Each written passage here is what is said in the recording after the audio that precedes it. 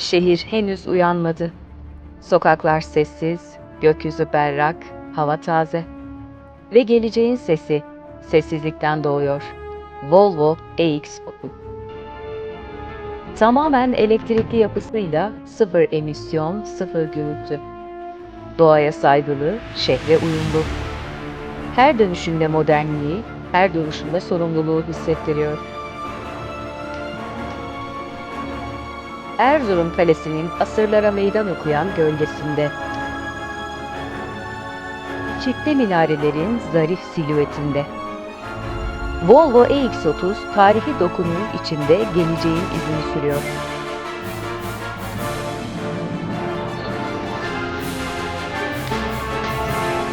Kompakt tasarımıyla şehir içinde kolay, uzun yolda güçlü. Volvo'nun efsanevi güvenlik sistemleriyle sevdiklerinizi daima koruyor. Bu sadece bir araç değil, dünyaya duyarlı, sessiz ve güçlü bir yol arkadaşı. Sizi geleceğe bağlayan güvenli bir deneyim. Her ayrıntısı özenle tasarlandı. Modern hatları, çevreci karakteri, ileri teknolojisiyle. Takipçilerimiz, kıymetli dostlarımız, güzel bir Erzurum pazarından herkese sevgi ve saygılarımızla. Biliyorsunuz tek şarj serisi başlatmıştık. Bu seride de Erzurum'dan her gün bir farklı ile tek şarja gidip gelmeyi deneyeceğiz. Bugünkü konuğumuz Volvo EX30. Bu arada hem Volvo Türkiye hem de Endil ailesine araç temin için bizlere yardımcı olduğu için teşekkür ediyoruz. Doğu Beyazıt'a gidip geleceğiz tek şarjla. Eğer tek şarjla gidemezsek veya nerede şarj edebiliriz onu deneyeceğiz. Yolculuğumuz toplam Doğu Beyazıt Erzurum arası 275 kilometre, git gel 550 kilometre. Geri kazanımlarla gidip gelebileceğimizi aracın buffer'ını da plana katarak gidip gelebiliriz düşüncesi içerisindeyim. Şimdi hep birlikte Doğu Beyazıt'a yola çıkma vakti. Şimdi aracın değerlerini sıfırlayacağım. Şöyle. Yolculuğumuza başlayacağız. Tek şarj serimizin bugünkü konuğu Volvo EX30. Doğu Beyazıt için şimdi yola çıktık. Yol üzerindeki DC şarj istasyonları yeterli mi? İşte bunları konuşacağız. Sizce Doğu Anadolu bölgesinde seyahat ederken herhangi bir problem var mı? Bunlara değineceğiz. Şu anda yolla alakalı çok kısa bilgi vereyim güzergah. Erzurum, Pasinler, Horasan, Horasan'dan sonra zaten döneceğim Ağrı ve Doğu Beyazıt. Bu yol güzergahı üzerinde toplam 9 tane DC şarj istasyonu var ve hemen hemen aralıklar 50 kilometre aralıklarla. Yani bu da şu demek oluyor. Bir insan Erzurum'dan Doğu Beyazıt'a kadar veya Iğdır'a kadar sorunsuz bir şekilde elektrikli otomobille seyahat edebilir. Bunda hiçbir şekilde bir problem yok. Çünkü DC şarj istasyonları her 50 kilometrede bir konumlandırıldı ve her 60 kilometrede bir doğru bir şekilde konumlandırıldığı için insanlar yol programını yaptıkları zaman nerede ne şekilde şarj edebileceklerini görebilirler. Ben bu arada Volvo EX30 ile alakalı çok hemen teknik bilgi vereyim sizlere. 69 kW brüt, 65 kW da net bir batarya kapasitesine sahip. 175 kW bir DC şarj hızı, 22 kW'da AC şarj hızı var. AC şarj hızı harika. Çünkü bir arkadaşımıza almıştık biz bunu. Arkadaşımız bunu evde şarj ederken işte 22 kW'lık hani trifaze bir hat var. 22 kW'lık da bir wallbox almıştı. Konuştuğumuzda bana şunu demişti. Abi dedi inan evde çok hızlı şarj oluyor. 22 kW'lık bir AC onboard'a sahip olması bence harika. Zaten araç Türkiye'de de en çok tercih edilen, piyasaya çıktığından beridir de hiç ilk ondan aşağı düşmeyen bir araç. Neden? Çünkü insanlar bunu neden tercih ediyor? Elektrikli otomobillerde konuştuğumuz bir olay vardı ya, işte uzaktan bağlantı ve uzaktan bağlantı olmayan araçlar. Bu aracın biliyorsunuz uzaktan bağlantısı var. Daha doğrusu Volvo'nun bütün araçlarında uzaktan bağlantı var. Zaten tercih edilmesinin sebebi güvenilir olması, Volvo olması, uzaktan bağlantısının olması, DC şarj hızının çok iyi olması, AC şarj hızının çok iyi olması. B SUV kompakt. Yani malzeme kalitesi de çok iyi. Harman Kardon bir ses sistemi var. Geri dönüşüm malzemesi kullanmışlar. Şu anda bütün markalar geri dönüşüm malzemesi kullanıyor bildiğiniz gibi. Şu anki ortalamama hemen bakalım.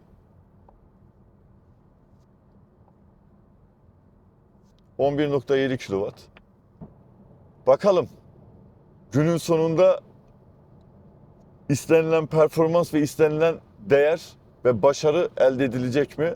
Şimdi ara ara kameramı açıp sohbetimize devam edeceğiz. 2210 rakama tırmandık ve bundan sonra aşağı ineceğiz. Tek şarj serimiz biliyorsunuz Erzurum'dan çevre illere gidip gelebilecek miyiz? Veya gidersek nerede şarj edebiliriz mantığıyla hareket ediyoruz. Amacımız tabii ki de aracın hem fabrika verisinin üzerine çıkmak hem de bu araçla alakalı uzun yolda bir rekor kırmak. Bizim coğrafyamız hep dağ taş. Görüyorsunuz güzel bir manzara. Yüksek bir rakımdayım. İnşallah amacımıza ulaşırız.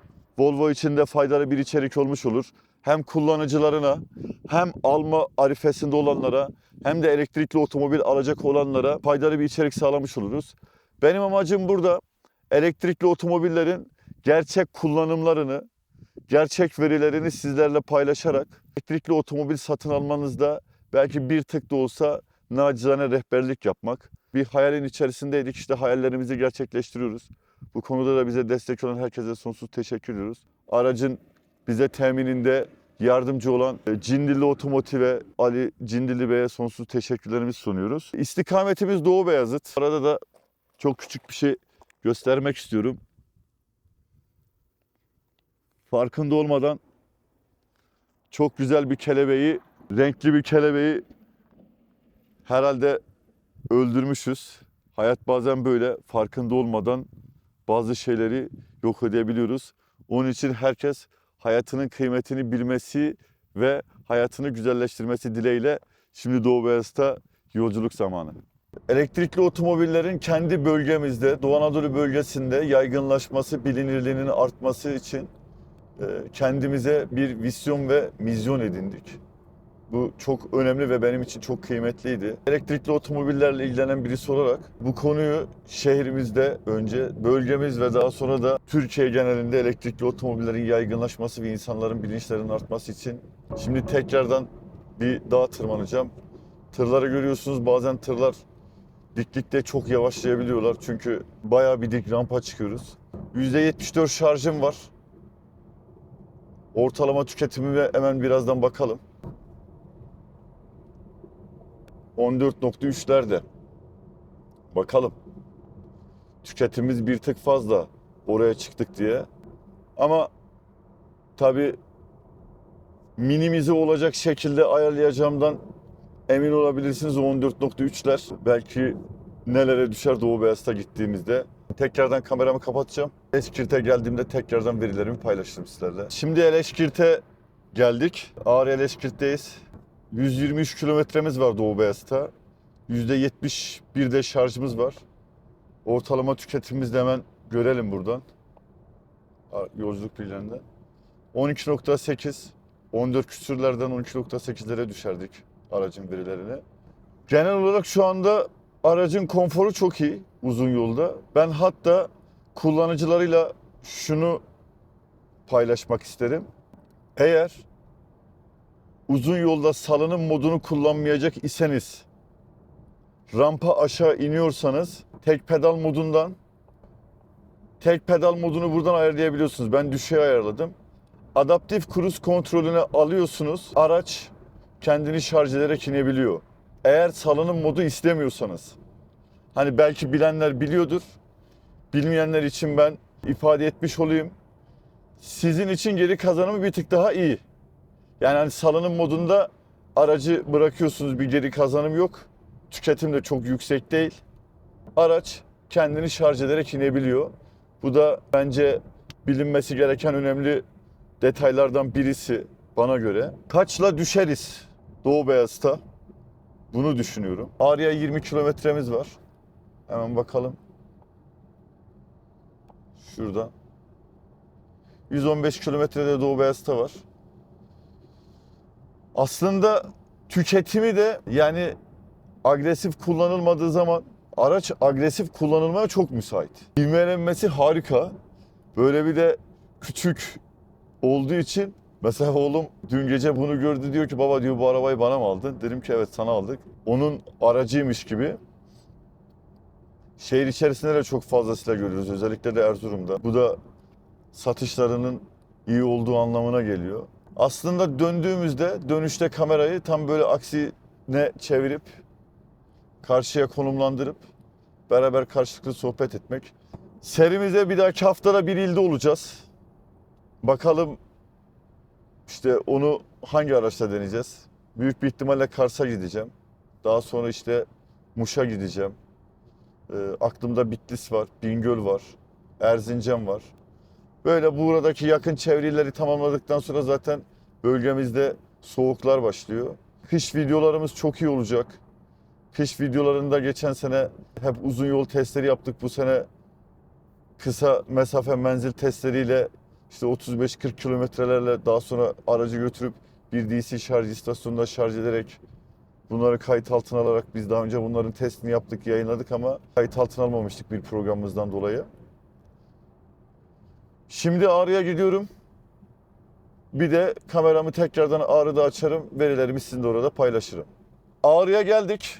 Şimdi %67 şarjım var. Ortalamam da 12'lerde. 14.9'lardaydı. Ben yelken modunda indim. Ama aracı yolda da bahsettim ya. Adaptif Cruise kontrolünü aldığınızda hem geri kazanım sağlıyorsunuz hem de hızınızı koruyarak gidebiliyorsunuz. Dönüşte bunu yapacağım. Toplam 550-560 kilometre bir yol yapmış olacağız. Doğu Beyazıt'a gittiğimde tekrardan verilerimi paylaşacağım sizlerle. Doğu Beyazıt'a geldim. %50 şarjım var. Şimdi aracı merkezi bir yerde konumlandıracağım. 230 kilometre menzil gösteriyor. %53'lerle buraya gelebileceğimi öngördüm ama yani %50 ile geldim. Hatta şöyle ortalamamızı da gösterelim. 12.2 ortalamamız var. 280 kilometrede bir yol yapmışız. Hedefim tek şarjla geri dönmek. Şöyle Ağrı Dağı'nı buradan görebiliyor musunuz bilmiyorum ama ekrandan gözükür mü? Şöyle mükemmel de bir manzarası var bulutların olduğu yerde. Ağrı Dağı'nın hala daha tepesinde karlar var. Çok güzel bir manzarası var. Ağrı Dağı bu arada Ağrı'dan net gözükmüyor. Bak. En iyi gözüken yeri Iğdır ve Doğu Beyazıt. Yani Doğu Beyazıt'ta daha böyle iyi gözüküyor ama Iğdır'da da çok net gözüküyor. Şöyle inşallah alıyordur tam o bulutların orada. Almasa da canımız sağ olsun. Yola geri döndüğümüzde tekrardan görüşürüz. Şimdi Erzurum için yola çıkıyorum. %49 şarjım var. Az önce yaşadığım bir olayı anlatmak istiyorum sizlere. Burada Eleşkirt'te arkadaşlarımız vardı. Onlar benim geleceğimi biliyorlardı. İşte bir marketin önüne küçük bir ara mahallede bir marketin önüne aracı park ederken bir camımı açık unutmuşum. Kameralarım, mikrofonum, her şeyim aracın içerisinde. Marketin sahibi de aracın camını görünce, içerisinde de kamera falan görünce koltuk atıyor. Arabanın yanında oturuyor. Aracın camı açık. Hani bir şey olmaz da olur da eğer bir şey olursa plaka yabancı misafir gelmiş buraya mantığıyla hani çoluk çocuk aracın içerisine girip de işte kamerayı ve herhangi bir mikrofonu almasın diye ortalama 1 saat falan aracın camı açık kalmış ve o adam 1 saat boyunca orada oturmuş. Yani bizim yörenin, bizim bölgenin Anadolu insanı işte bu. Dil, din, ırk fark etmiyor. Sonuçta orada bir insan olarak beklemiş beni. Burada da her yerin kötüsü var. Her yerin iyisi var ama işte Anadolu böyle bir yer. Abiye de çok teşekkür ettim. Gerçekten çok da minnet duydum abiye. Sağ olsun eksik olmasın. Bu da böyle bir yaşadığım güzel bir unutamayacağım anlardan bir tanesi. Olsaydı iyi olurdu dediğim perde. Yani ben çok hani etkilenmedim ama Volvo'da olduğu için olsaydı çok iyi olurdu diyebilirim mesela. Diğer segment araçlara göre baktığım zaman bu olsaydı daha iyi olurdu diyebileceğim, yani buna iyi olurdu. Onu söyleyeyim. Mesela pedal shiftlerin olması bu araçta muazzam derecede şey olurdu. B segment ekran arayüzü var ya, ekran arayüzü o kadar sade, o kadar güzel çalışıyor ki ve internet bağlantısı da var. Hani bunlar aracın satılmasında ve aracın başarısının şu anda en iyi yerde olduğunun göstergesi. Evet, işte vergilendirmemizden kaynaklı araçları belki de bir tık donanımsal eksikliklerle getirip o ÖTV matrağı içerisinde tutup insanlara daha iyi hizmeti ancak bu şekilde sunulabilir ama diğer markaların da bence bu şekilde yapsaydı daha iyi olurdu diyebileceğim noktaları bunlar. Hani bu araçta beğenmediğin bir nokta var mı diye sorsa yani böyle muadiller arasında yok. Biz bir kere araçları kıyaslarken bence sınıflarıyla kıyaslamamız lazım. Evet, bu araba bir Volvo. Sen şimdi Volvo EX30'la Volvo XC40'ı kıyaslayamazsın. İşte Volvo XC90'la kıyaslayamazsın abi. İşte orada hata yaparız. Bunu neyle kıyaslamamız lazım? B segment kendi sınıfındaki aynı fiyat performanstaki SUV araçlarla kıyaslayabiliriz. O zaman doğru sonucu elde etmiş olabiliriz işte. Bence Volvo ülkemizde bu şekilde devam ederek bu elektrikli otomobil konusunda herkese hitap etmesinden kaynaklı birçok kullanıcıya da ulaştırdı aracını. Şu anki ortalama 12.4, 300 kilometre yol yaptım aşağı yukarı. Şimdi Ağrı'da görüşmek üzere. Ereşkirt'e doğru devam ediyoruz. 367 kilometre bir yol yaptık. 12 kW bir ortalamamız var. %35'te şarjımız var. Eleşkir'de navigasyon %19'la gireceğimizi söylüyor. Bu arada da konumunuzu yazdığınız zaman navigasyona yüzde kaçla oraya gidebileceğinizi öngörüyor. Tabii ki de bu değer bazen artıp bazen azalabiliyor. O anki yoldaki tepkilerinize göre değişkenlik gösterebiliyor. Az önce bir çevirme vardı. Orada abilerle bir sohbet ettik. Kamerayı falan gördüler. Konuyla alakalı bilgi verdim kendilerine. Dedim ki işte elektrikli otomobillerle alakalı şey çekiyoruz. İçerik üretiyoruz. İşte kışla alakalı tedirginliklerinden bahsettiler. Aslında kışın ne kadar tedirginseniz yazın da o kadar tedirgin olacağınızı ifade ettim. Çünkü niye? İşte burada -26 ise orada da +30 işte NMC bataryaların verimli çalışma dereceleri var. Bunlar 20 ile 26 derece. Bunun altına düştüğü zaman da menzil kaybedersiniz. Bunun üstüne çıktığı zaman da menziliniz kayıp yaşanır. Sebebi ise çünkü bataryanın kendini ısıtma ve soğutma sistemini devreye soktuğu zaman enerjiyi kendinden harcaması. Bunları detaylandırdım. Şunu anladım. Hala daha bizim bölgemizde belli başlı şeyler yerine oturmamış. Dedi ki biz hiç dedi kışın burada elektrikli otomobil görmüyoruz. Aslında ben belki de çok dikkat etmediklerini söyledim veya bulunmuş oldukları yerde elektrikli otomobili tercih edenlerin sayısının daha az olduğunu ve daha çok olacağını ifade edeyim. Ben şöyle bir resim koyacağım. Bende var. Kırmızı ışıkta beklediğim zaman 2022 olması lazım. Cindilli Otomotiv'de o zaman XC40'ın test aracı vardı. Onunla ben arka arkaya duruyorduk ve şunu düşünmüştüm. Acaba ne zaman elektrikli otomobil bizim bölgemizde hızla sayısını arttıracak? Bakın 2020 ile 2026 yılları arasında emin olun ki Doğu Anadolu bölgesi çok büyük bir sıçrama yaptı elektrikli otomobil konusunda. Bunu Türkiye geneline vurduğumuzda Türkiye'de de çok büyük bir sıçramalar oldu. Test aracı sadece 2 tane bayide vardı. Bütün markaların elektrikli otomobili var. Yani bütün markalar elektrikli otomobillerle alakalı bilgiye sahip. Fakat sadece 2 markanın test aracı vardı. Bütün markalarda, bütün bayilerde elektrikli otomobiller var ve bütün araçların test sürüşleri de gerçekleştirebiliyor. Aslında ben şöyle bir parantez açmak isterim. Elektrikli otomobillerle alakalı bence satış danışmanlarına, yani nacizane görüşüm, daha fazla bilgi verilmesi. Çünkü neden? Ben elektrikli otomobili sattığım zaman, işte sattıktan sonra müşteriye aracını 1 saat boyunca anlatıyorum. Böyle yapman lazım, şöyle yapman lazım, şunu şöyle yapman lazım. Bütün samimiyetimle söylüyorum, camı indirip hani Allah hayırlı olsun, Allah gaza bela vermesin deyip arabadan iniyorum. Adam camını indirip hala daha bana şu soruyu soruyor. İyi ettik he mi kardeş? Yani hala daha emin değil yani. Ama bir ilgili danışman o adama ne kadar iyi bir ürün aldığını elektrikli otomobille, yani bölgemizin de ülkemizin de dünyanın da hala elektrikli otomobil konusunda emin adımlarla ilerlediğini çok iyi şekilde ifade etmek lazım. Bence katalog verilerinin dışında insanlara ürünü sunmak lazım. Evet, katalog verileri tamam önemli. Grandland ile bir elektrikli test yaptım. Trabzon'a gittim geldim. Şarj serisiydi o da. İşte aracın fabrika verisi 525-530 kilometrelerde. Ben arabayla 630 kilometre yol yaptım. Geri kazanımları hesaba katarak. Tabi bunlar ince detaylar. Bu bilgiler müşteriye de verilebilir. Ya şimdi sen müşteriye bu arabada geri kazanım var dersen, eğer bu arabada çok geri kazanım var dersen, müşteri bu arabada geri kazanımı çok farklı bir şekilde algılayabilir. Yani bilmeyen müşteriler için bahsediyorum. Ve elektrikli otomobile tam hazır olmayan müşteriler için bahsediyorum. Volvo'daki satış danışmanı arkadaşım Yücel'i aradım. O da bu konuyla alakalı, hani yolda da bahsetmiştim. Gerçekten çok bilgiliydi. Yücel bak durum bu.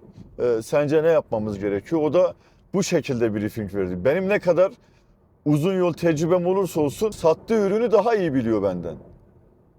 Tamam, ben aracın tepkimesini, aracın nerede ne yapacağını biliyorum ama ilk defa uzun yola çıktığım bir araçtan bahsediyorum.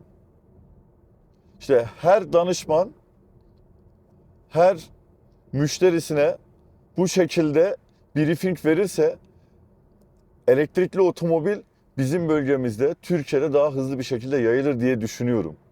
Mesela sen adama elektrikli arabayı satıyorsun abi. Adam daha nerede şarj edeceğini bilmiyor. Adama veriyorsun %40 şarjla. Adam gidiyor, ondan sonra sen ya bir ilk önce bir adama aracın nasıl şarj edilebileceğini bir anlatman lazım. AC şarjın ne olduğunu, DC şarjın ne olduğunu anlatman lazım. Belki izleyenler ya o kadar da değil ama vallahi o kadar. Bir abi aracın park sensörünü eşine kör nokta diye gösterdiğini gördüm ya. Dedi ki bak kör noktaları nereye konumlandırmışlar. Belki ismini hani bilmiyordur veya kör noktanın ne olduğunu bilmiyordur veya park sensörünün kör nokta işine yaradığını biliyordur ama aslında ben hemen gittim o adama abi kör noktanın o olmadığını anlattım.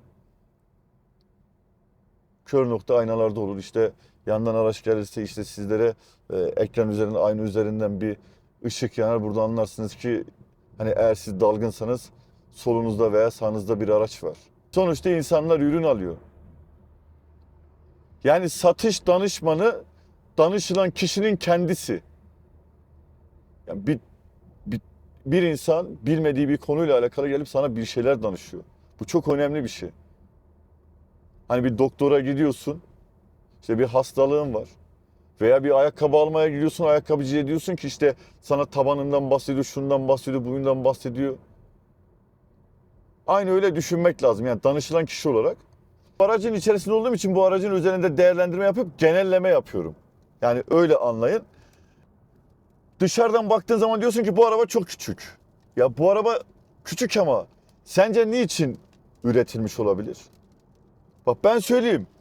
Mesela şehir içerisinde çok kolay ve pratik park edilebilir. Şöyle arkaya çok çabuk ulaşılabilir. Mesela artıları.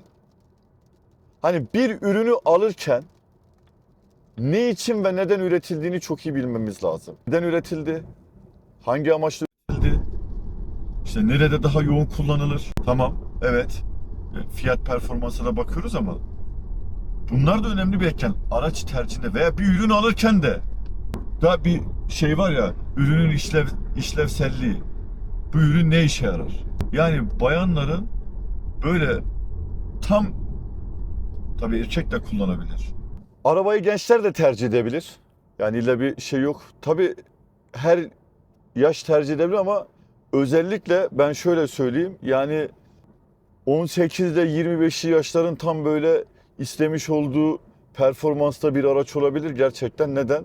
İvmelenmesi çok iyi. Yani biliyorsunuz Avrupa'da satılan modelinin motor gücü, kilovatı biraz daha yüksek. Bizim ülkemizde hani bilgi dilimine girebilmesi için 150 kilovatla 204 beygir bu araç. 335 Nm tork. Yani dün ben ivmelenmesini test ettim. Gerçekten Ee, iyiydi. Ağır da bir araç. Arkadan itişli zaten. Ama endişe etmeyin. İşte soğuk iklimlerde arkadan itişli araçta bir problem olur mu? Şu anda şehrimizde bir sürü Tesla var. Arkadan itişli herhalde bir problem olmamıştır diye düşünüyorum. Bu kışta zaten şehir içi menzillerinde araçların hani çekişlerini, önden çekişlerinin nasıl tepki verdiğini, arkadan çekişinin nasıl tepki verdiğini böyle hepsini tek tek analiz edeceğiz. Eleşkirt 12 kilometre yolum var. Hemen verilerimden bahsedeceğim ben size. 11.9 kilovata düşerdik. 406 kilometredir yoldayız. %100 Erzurum'dan şarja çıktık. Şimdi Eleşkirt'ten sonra tekrardan yola çıkınca ne aldık ne verdik, nasıl bir karar alacağımıza hep birlikte bakacağız. Evet, şimdi ekranda görüyorsunuz %25 şarjım var. Eleşkirt'ten yola çıkacağım. Hemen araç durumundan aracımızın durumuna bir bakalım. Yolculuk bilgilerimizi görüyorsunuz. 12 ortalamamız var. 419 kilometrede yol yapmışız. Şöyle bir olay deneyeceğim. Sadece Horasan'da şarj istasyonu var. Bakın diyor ki varışta 11, geri dönüşte -6. Yani gidemeyebilir öngörüsü var ama ben bu riski göze alıp devam edeceğim. Şimdi Horasan'a yola çıkma vakti. Şimdi Horasan'a %15 ile geldik. %15 şarjla bu aracı tamamlayacağımı öngörüyorum.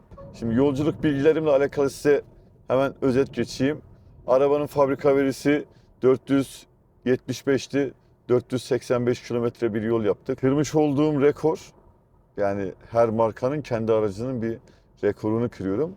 Ama bu bakın sıfır rakımdan sıfır rakıma değil. Hep yüksek rakımlarda. Yani 1900'den 1600'e, 1900'den işte 2000'den sıfıra, sıfırdan 2000'e. Yani az önce orada Ağrı'da iki tane, yani Doğu Beyazıt'a giderken Ağrı'nın rakımı mesela Doğu Beyazıt'tan daha düşük. Şimdi Erzurum'dan Ağrı'ya çıkarken 2210 rakımdan 1600'e iniyoruz.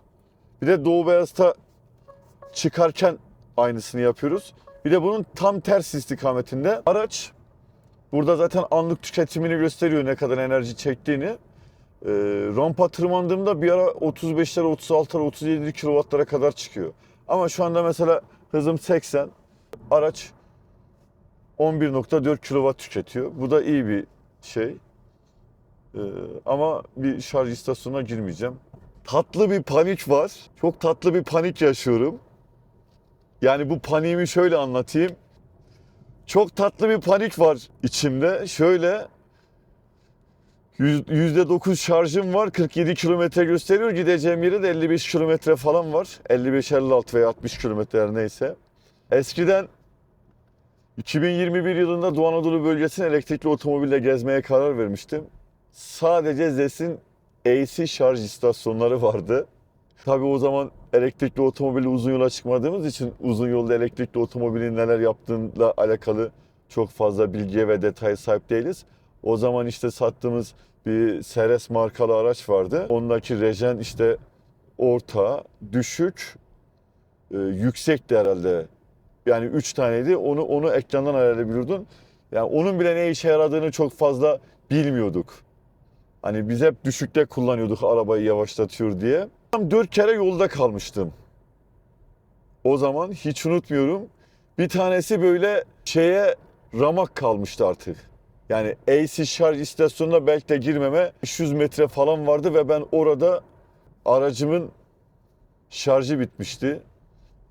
Oradan düşünebiliyor musun? 500 metrelik bir mesafeye çekici yardımıyla gitmiştim. Şimdi o an aklıma geldi. Diyorum ki ya acaba ileride şarj mı etsem? Yani hep kendimi şöyle tamam bir sonrakinde. İşte bu da beni çok mutlu ediyor ve çok güven duyuyorum. Niye? Çünkü abi şu anda bu yol güzergahı üzerinde istikametimin doğrultusunda 5 tane mükemmel yere şarj istasyonu konumlandırılmış. Yani hani hep anlatıyoruz ama bak elektrikli otomobillerin uzun yolda da artık problemi yok. Ben sadece artık işin menzil rekor denemelerini yapıyorum. Yani markanın işte en fazla ne kadar gidebilirine bakıyorum.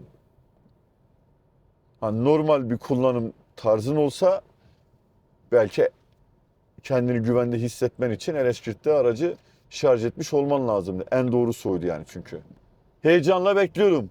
Tabii Ali Bey'i de aradım. Ali Bey'e de durumu izah ettim. Yani araç ısrarla bir şarj isteği var ama ben şarj etmeyeceğimi söyledim. Bakalım. Gideceğimi öngörüyorum inşallah.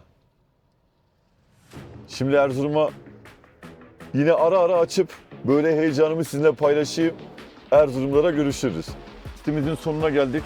Şöyle göstereyim sizlere. Tek şarjla 548 kilometre bir yol yaptık. Bizde bir şarjımız kaldı. Sonucumuz böyle. Bu aracın da fabrika verilerinin üzerine çıktık. İnşallah faydalı bir içerik olmuştur. Sizin için de benim için de güzel bir deneyim oldu, test oldu.